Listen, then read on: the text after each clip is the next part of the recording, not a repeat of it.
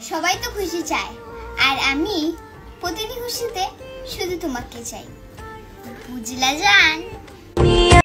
लेकिन एक सेकंड মানে শুধু একটাই কষ্ট, আমি কারো জীবনে আপন হতে পারলাম না।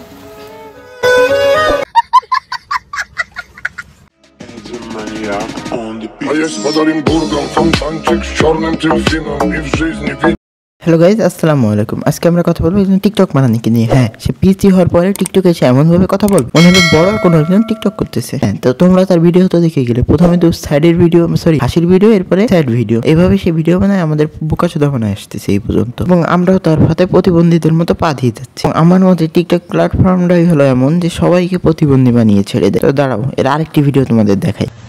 ভালোবাসা সত্যিই সুন্দর হয়, যদি ওটা কোনো টিকটকারের সাথে না হয়। হ্যাঁ, ভালোবাসা সত্যিই সুন্দর, যদি ভালোবাসার মাঝখানে কোনো টিকটকার না আসে।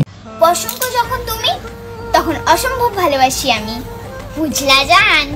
সেটা তো বুঝলাম, কিন্তু তোমার এত ছোট বয়সে ভালোবাসা করার দরকার কি? মানে টিকটক প্ল্যাটফর্মটাই এমন, সবাইকে বানিয়ে দেয় খারাপ, ভালোকে বানিয়ে দেয় খারাপ। তোমরা এই টিকটক থেকে থাকবে দূরে, এবং দেখো এই ভিডিওর পরে কি সব শুরু করে।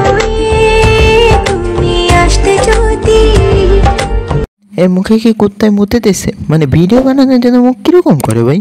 মানে মানুষের সম্মান গেল কোথায়? ভিডিও বানানোর জন্য এইটুক মেয়ে এইসব যদি করে, তাহলে দেশের ভবিষ্যতের উন্নয়ন হবে না অবনতি হবে? সেটা তোমরা কমেন্টেই জানিয়ে দাও ভাই।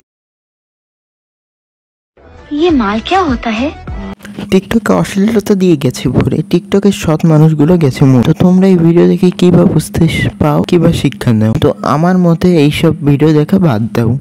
তো আজকের মতে শুধু এইটুকু ভিডিওটি ভালো লাগলে লাইক করে দিও এবং কমেন্টে জানিয়ে দিও এরপরে কাকে রোস্ট করতে হবে। আগের ভিডিওতে যে বলেছিলে যে চকলেট আপাকে রোস্ট করো, তো চকলেট আপার রোস্ট হবে এর পরের ভিডিওতে। তো সবাই ভালো থেকো, আমি গেলাম চলে, তোমাদেরকে গেলাম এই পিচি টিকটকারের কথা বলে।